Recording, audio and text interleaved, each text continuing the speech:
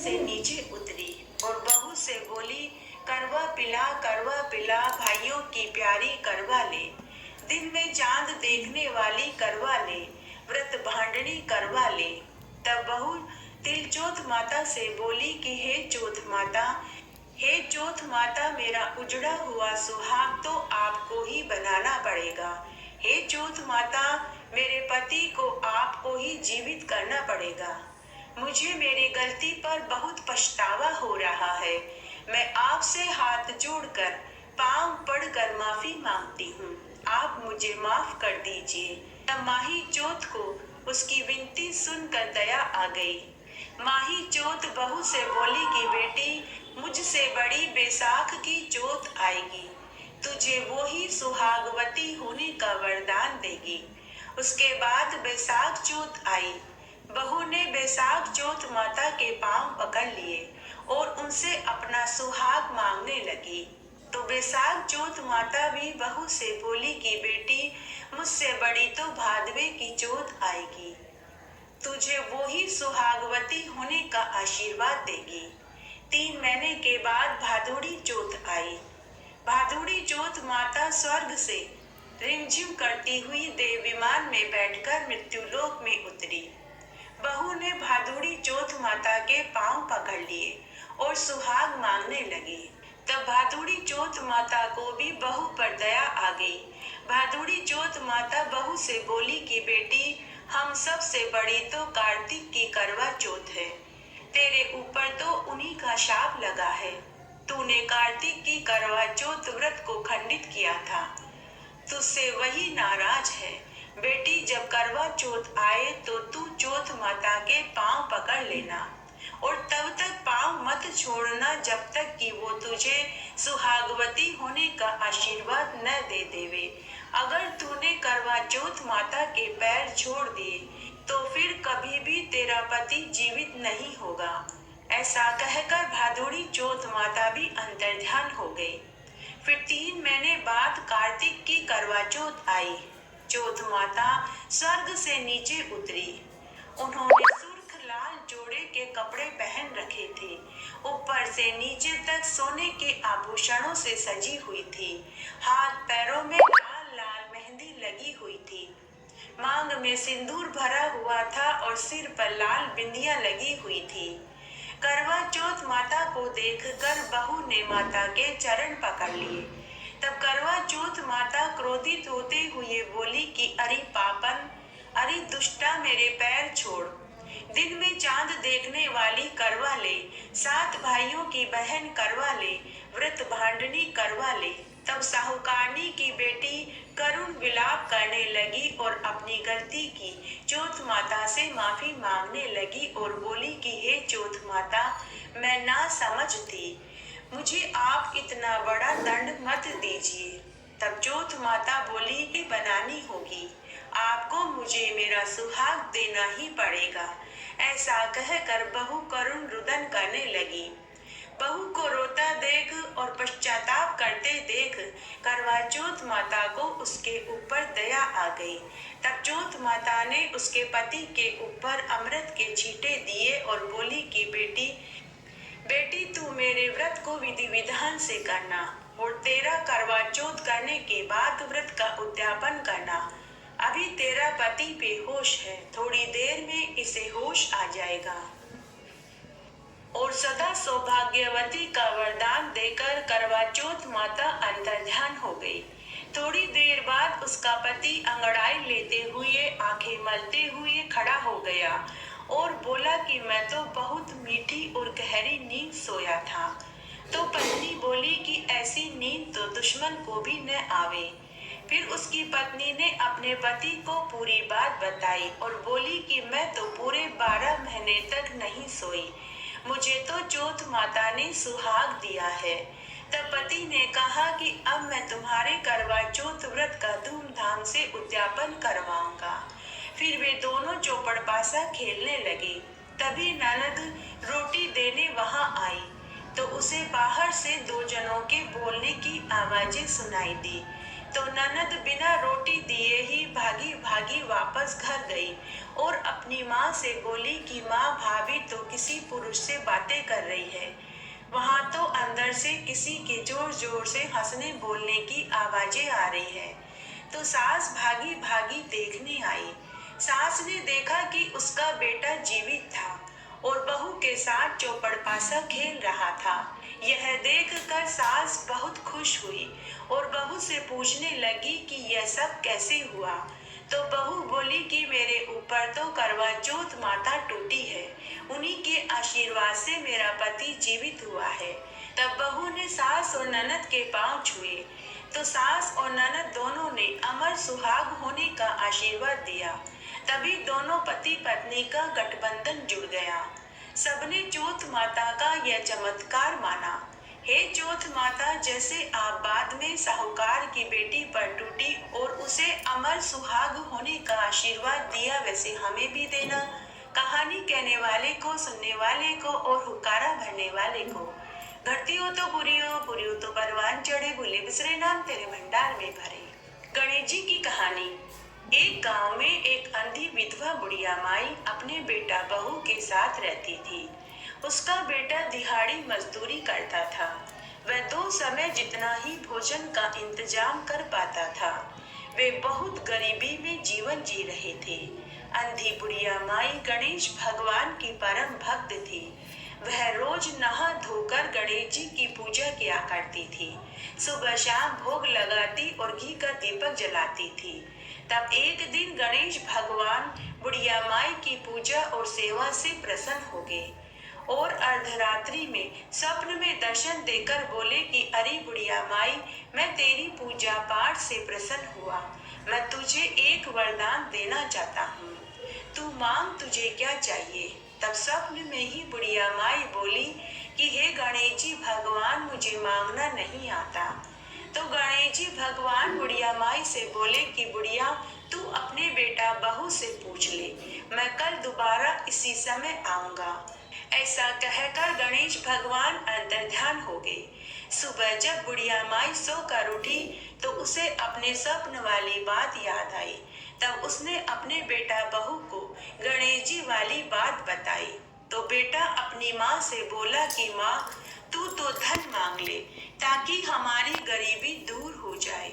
तो बहू बोली कि सासू माँ, आप तो पोता मांग लो ताकि मेरी गोद भर जाए और आपको भी पोते का मुंह देखने को मिले। तब बुढ़िया माई मन ही मन सोचने लगी कि बेटा बहू तो दोनों अपने मतलब की बात कर रहे हैं। तब बुढ़िया माई शाम के समय खुद के घर के चबूतरे पर हमेशा की तरह आकर बैठ गई। उस समय वह बहुत उदास थी। तभी उसकी पड़ोसन आई और पूछने लगी कि अरे बहन, आज तू उदास क्यों बैठी है। तो बुढ़िया ने उसे भी पूरी सच्चाई बताई। तो पड़ोसन बोली कि अरे बुढ़िया, मेरी मांग तो तू खुद के लिए आंखें मांग ले ताकि तेरी बाकी की जिंदगी आराम से कट जाए। तेरे बेटा बहू तो खुद के मतलब की चीजें मांग रहे हैं। ऐसा कहकर पड़ोसन चली गई। पड़ोसन के जाने के बाद बुढ़िया माई मन ही मन सोचने लगी कि मुझे कोई ऐसी चीज मांगनी चाहिए जिससे बेटा बहू भी राजी हो जाए और मुझे भी आंखें मिल जाए। उसके बाद बुढ़िया माई रात का भोजन खाकर सो गई। अर्धरात्रि में फिर से गणेश जी भगवान बुढ़िया के स्वप्न में आए और पूछने लगे कि अरे बुढ़िया माई, सो रही है या जाग रही है। बुढ़िया, मांग, तुझे क्या चाहिए। तो बुढ़िया माई बोली कि हे गणेश जी भगवान, मैं सोने के कटोरे में पोते को दूध पीता हुआ देखना चाहती हूँ। गणेश भगवान मुस्कुराते हुए बोले कि अरे बुढ़िया, तू तो बड़ी समझदार निकली। तू तो कह रही थी कि तुझे मांगना ही नहीं आता, लेकिन तूने तो एक ही वरदान में अपने लिए और अपने बेटा बहू सबके लिए मांग लिया। बुढ़िया माई, मैंने सब दिया। तथास्तु। ऐसा वरदान देकर गणेश भगवान अंतर्ध्यान हो गए। सुबह जब बुढ़िया माई सोकर उठी तो उसके आंखों की ज्योति आ गई थी। घर में अन्न धन के भंडार भरे पड़े थे। उसके 2 कमरों का मकान नौखंडी महल में हो गया था। 3 महीने के बाद बहू को भी गर्भ ठहर गया और 9वें महीने में एक सुंदर पुत्र पैदा हुआ। तब बुढ़िया माई ने अपने पोते को सोने के पलने में झूलते हुए देखा और सोने के कटोरे में दूध पीते हुए देखा। हे गणेश जी, भगवान जैसा सुख आपने बुढ़िया माई को दिया वैसा सबको देना। कहानी कहने वाले को, सुनने वाले को और हुक्कारा भरने वाले को। आड़ी बाड़ी की कहानी। आड़ी बाड़ी सोनारी बाड़ी, जी में बैठी कान कुंवारी काई पूजे। दशा माता की बाड़ी पूजे, दिहाड़ी बाड़ी की बाड़ी पूजे। गजानन भगवान की बाड़ी पूजे, सूरज भगवान की बाड़ी पूजे, विष्णु भगवान की बाड़ी पूजे, सत्यनारायण भगवान की बाड़ी पूजे, तुलसी माता की बाड़ी पूजे, ग्यारस माता की बाड़ी पूजे, पतवारी माता की बाड़ी पूजे, धर्मराज जी की बाड़ी पूजे, पोपा बाई की बाड़ी पूजे, राम लक्ष्मण सीता माता की बाड़ी पूजे, माउस भगवान की बाड़ी पूजे, विश्राम भाव जी की बाड़ी पूजे, संतोषी माता की बाड़ी पूजे, 33 कोटि देवी देवताओं की बाड़ी पूजे। बाड़ी पूजे से काय होवे, अन्न होवे, धन होवे, लक्ष्मी होवे, लाभ होवे, रिद्धि होवे, सिद्धि होवे, साई जी को साथ होवे, पुता को परिवार होवे, पोता होवे, दोइता होवे, दोइता के लिए खीर खांड रांधे, पोता बहू के लिए राबड़ी रांधे, खाटी लागे राबड़ी, मीठी लागे खीर, चढ़ी चढ़ाई लेकी आवे गोरी ढूंढ विनायक, ढूंढना भरा भांडना, सोना का ढाकना, रिमता जिमता दूध भरा द्या, बहू परोसे सासू जी में, सासू परोसे बहू जी में, सासू खाट लिया बहू पाट लिया, मंदरिया मंदराली बात, गलटे का हार आबाद कटे की है, अमूल्या की डाल की कहवे, सरोवर की पाल की कहवे, अन्न के आटे की कहवे, जल के लोटे की कहवे, तुलसी के क्यारे की कहवे, 4 भाई बहन की कहवे, जो मिले तो नगर नोतन, नगर न बन पावे तो 12 मन का लाडू करे, 12 मन का लाडू न बन पावे तो 6 मन का लाडू करे, 6 मन का लाडू न बन पावे तो 1.5 मन का लाडू करे, 1.5 मन का लाडू न बन पावे तो 1 मन का लाडू करे, 1 मन का लाडू न बन पावे तो 12 महीने की बात लेकर 12 सेर का लाडू करे, 6 महीने की बात लेकर 6 सेर का लाडू करे, 12 सेर में 3 सेर गुड़, 3 सेर घी, 6 सेर आटा लेकर 12 सेर का 12 लाडू करे। एक पानी का पनिहार न देवे, एक रमता बालक न देवे, एक गाय का ग्वाला न देवे, एक सास की, एक बेटे की, एक बहू की, एक माँ की, एक बहन की, एक भाई की, एक पुरानी औरत, एक छाना का छनिया, एक दशा माता के गढ़े रखे, एक तुलसा के क्यारे में रखे, एक समय व्रत कर खाओ जो कर्म को, पाठ जो धर्म को, या बात कहवे, खाटी मूली छाछ दे, गलोड़ी में घी दे, तलोड़ी में तेल दे, खाजा को फड़को दे, पापड़ को तड़को दे, जड़ू लो पूत दे, सासू जी को परसन दे, बहू को जिमण दे, दोरानी जिठानी खमा खमा करे, बोल बोलनी पाड़ोसन दे, तलिया गुनी गोबर दे, चोरनी आका मुँह आका चोरियत, थारा घर को धर्म थाना लगे, मारा घर को धर्म मने बढ़ाओ, पीपल पूजो पणोती भवे, मोतिया को थाड़ दुख दर्द कम कर जो, राजपाट दीजो, उठो बहू बेटी गीलो सुखो, कामण गाओ कामण की आवे हाथ, स्त्री रो पूजो मर्द रहात, गले मोतियारो हार, 33 कोटि देवी देवताओं ने नमस्कार, उठो बाई तपसी, जीमो भाई लपसी, भाई को थान, भाभी को मान, थाना था की वार्ता को फल, माना माँ की कथा कहानी और व्रत को फल। छीक माता की कहानी। एक बार एक साहूकार का बेटा था। वह शहर से कमाकर घर वापस लौट रहा था। रात का समय था। वह जंगल के रास्ते से आ रहा था। आगे और भी घना जंगल था। तो वह जंगल में एक मंदिर में सो गया। उसी मंदिर में एक बड़ का पेड़ था। उस पेड़ के बिल में सांप का जोड़ा रहता था। सांप को साहूकार के बेटे के ऊपर दया आ गई, तो पूरी रात सांप साहूकार के बेटे की रखवाली करने लगा। सर्प ने सोचा कि यह साहूकार का बेटा बड़ा ही दयालु इंसान है। इसे जंगल के शेर, भाग, भेड़िए कोई न कोई खा जाएगा, अतः मुझे इसकी रक्षा करनी चाहिए। इस तरह सर्प उसकी रक्षा करने लगा। इस तरह सर्प पूरी रात साहूकार के बेटे की रखवाली करता रहा। सुबह जब साहूकार का बेटा सोकर उठा और उसने देखा कि सर्प उसकी रक्षा कर रहा है, तो साहूकार के बेटे ने उस सांप को वही ग्वाले से दूध लेकर पिला दिया। उसके बाद सांप ने अपनी सर्पणी से कहा कि मैं डस कर आता हूँ, तू यहीं रहे। सर्पणी बोली कि मैं भी आपके साथ चलूंगी, लेकिन सांप ने कहा कि तू कहाँ भटकती फिरेगी, तू यहीं बिल में आराम कर, मैं तेरे लिए भोजन यहीं ले आऊंगा। तो सर्पणी बोली कि अच्छा, अगर आप जाना ही चाहते हो तो चले जाइए, लेकिन आप लक्ष्मण रेखा खींच कर के जाइए, ताकि कोई छोटे मोटे सांप, गोयरे, बिच्छू मेरे पास आकर हंसी मजाक न करें, क्योंकि मुझे हंसी मजाक करना पसंद नहीं। आपके जाने के बाद वे सभी मेरे पास आते हैं और मेरे साथ हंसी ठट्टा करते हैं। तब सांप ने अपनी पूंछ से वहां एक लक्ष्मण रेखा खींच दी और वह चला गया। साहूकार का बेटा पेड़ के पीछे खड़ा यह सब बातें देख और सुन रहा था। अभी सर्प ज्यादा दूर भी नहीं गया था कि वहां बहुत सारे छोटे मोटे सांप, बिच्छू, अजगर, गोयरे आ गए। सर्पणी ने जब उनको देखा तो वह सम लक्ष्मण रेखा पार करके उनके साथ हंसी ठट्टा करने लगी। साहूकार के बेटे को यह दो मुही बात पसंद नहीं आई। साहूकार के बेटे ने सोचा कि अभी तो यह सर्पणी सांप से कह रही थी कि इसे हंसी मजाक पसंद नहीं, और अब यह खुद ही लक्ष्मण रेखा पार करके इनके साथ हंसी ठिठोली कर रही है। तो उसने वहां से 7 छोटे छोटे पत्थर उठाए और सर्पणी को दे मारा और घर चला आया। उधर सांप के वापस आते ही सर्प उसी साहूकार के बेटे को डसकर आए जिसकी कल रात आपने रक्षा करी थी। सांप बोला कि क्या हुआ? तो सर्पणी झूठी मनगढ़ंत कहानी गढ़ते हुए बोली कि आपने तो उसकी पूरी रात रक्षा करी, बदले में वह मुझे बिना बात ही 7 पत्थर की मार कर के गया है। जब तक आप उसे डस कर नहीं आएंगे मैं अन्न जल नहीं खाऊंगी। जब सांप ने यह सुना तो उसे भी क्रोध आ गया, तो सांप साहूकार के बेटे को डसने के लिए निकल गया। उधर साहूकार का बेटा संध्या पूजन करने के बाद खाना खाने बैठा। माँ पास में बैठकर पंखा झल रही थी और उसकी पत्नी भोजन का थाल परोसने के लिए अंदर से थाल लेने गई। तभी वह सांप उनके घर पहुंच गया। जब उसने देखा कि साहूकार का बेटा भोजन कर रहा है तो वह सोचने लगा कि पहले मैं इसे भोजन कर लेने देता हूँ, उसके बाद मैं इसे डसूंगा। तब वह सांप परिंदे के पास कुंडली मार कर के बैठ गया और उनकी बातें सुनने लगा। जैसे ही बहू भोजन की थाली लेकर के आई कि तभी उसे छींक आ गई। माँ ने भोजन परोसने से मना कर दिया। थोड़ी देर बाद बहू वापस पानी का गिलास रखने आई तो उसे फिर से छींक आ गई। तो सास ने फिर से पानी का गिलास रखने से भी मना कर दिया।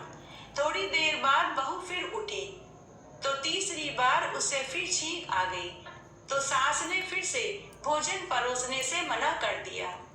तब साहूकार का बेटा अपनी माँ से बोला कि माँ, मुझे तुम औरतों की बातें समझ में नहीं आती। आज सुबह मैंने सांप व सर्पणी की बातें सुनी। सर्पणी सांप से बोल रही थी कि मुझे हंसी ठट्टा करना पसंद नहीं, इसलिए आप लक्ष्मण रेखा खींच कर के जाइए। बेचारा सांप तो लक्ष्मण रेखा खींचकर चला गया और सांप के जाने के बाद खुद सर्पणी सांप, बिच्छू, गोयरा और अजगर के साथ हंसी ठिठोला करने के लिए लक्ष्मण रेखा पार करके चली गई।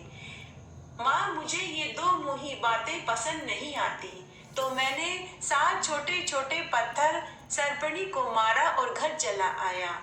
घर आया तो आप लोगों की ये छींक वाली बात, सारी बातें सांप सुन रहा था। तभी सांप अपने असली रूप में प्रकट हो गया और साहूकार के बेटे को कहा कि मैं तुमसे बहुत प्रसन्न हूँ, तुम कोई 3 वरदान मांग लो।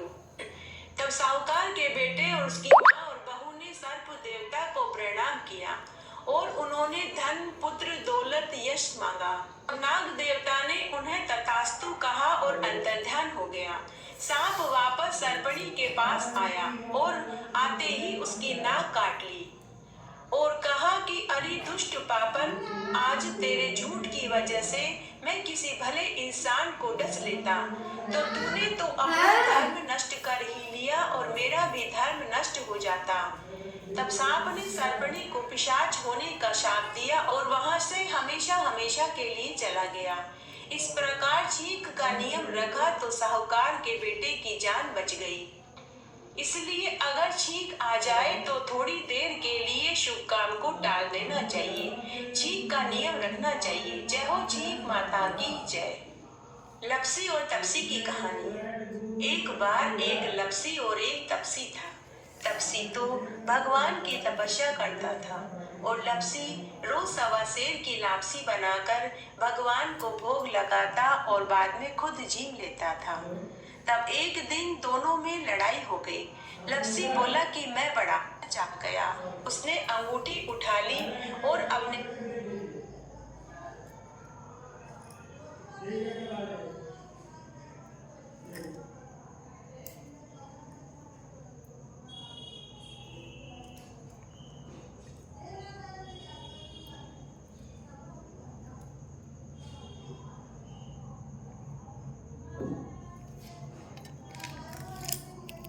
फल तुझे मिलेगा।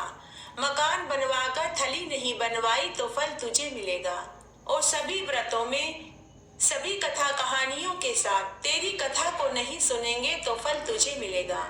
इसलिए कोई सा भी व्रत करे, उस व्रत की कथा सुनने के बाद लप्सी और तपसी की कथा जरूर सुननी चाहिए, तभी व्रत का संपूर्ण फल मिलता है। लपियो लपेसरी तपियो तपेसरी, लपका न लपको फल मिले, तपका न तपको फल मिले, माना माँ की कहानी कथा और व्रत को फल मिले। नगर बसेरो जो करे मड़मड़ धोवे पाप, ताता मरण लापसी देसी मारी माँ, महादेव न मावसी देसी मारो द्वारका को नाथ, मीठा मीठा घास बैकुंठा को वास, या देसी मारो दीन बंधु दीनानाथ, पांच उल्टी छट्टी रास मेरो जीवड़ो श्री कृष्ण का पास, डालू पानी हो जाएगी जड़ से निकल जावे मेरो जीव। इस तरह नगर बसेरा करना चाहिए। रात्रि को चंद्रमा को अर्घ्य देते समय क्या बोलना चाहिए, अब आइए हम वो सुनते हैं। चांदा देखी चांदनी हरे बांस की नींव, पीला पहना आपके पीलो खायु बाप के, करवा चौथ का चांद ने सुहागन खड़ी अर्घ्य देवे। चालनी में चांद देखने वाली बिरलाबाई कर बोले, चुंदड़ी ओढ़ने वाली बिरलाबाई कर बोले, कर बोले कर बोले बिरलाबाई कर बोले। सोना की सी सांकली मोत्या को सोहार, चौबाती को दीवलो, चार पहर की रात, आम तले मारो सासरो नीम तले मारो पीर, चारों गेला यू बवे जय कीड़ी की सीनार, करवा चौथ का चांद ने अर्घ देवता जीवो पूत वीर भरतार। चांदा हेलो उगियो हरियाबास कटाए, साजनु बाबारने आका पातीला, सोना की सी सांकली गले मोत्यारो हार, करवा चौथ का चांद ने अर्घ देवता जीवो वीर पूत भरतार।